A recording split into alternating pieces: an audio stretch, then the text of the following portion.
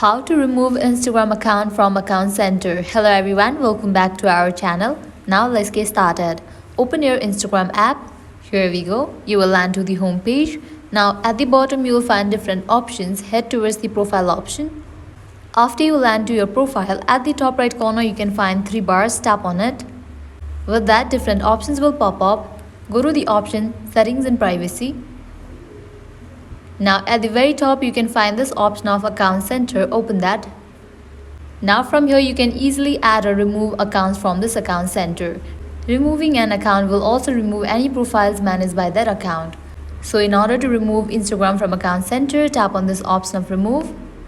Tap on Remove Account. Tap on Continue. Tap on Yes, Remove. Tap on OK. And with that you have just removed Instagram from Account Center. So this is how you can easily remove Instagram from Account Center. At the end, if you guys find this video helpful, make sure to like, share and subscribe. Thank you.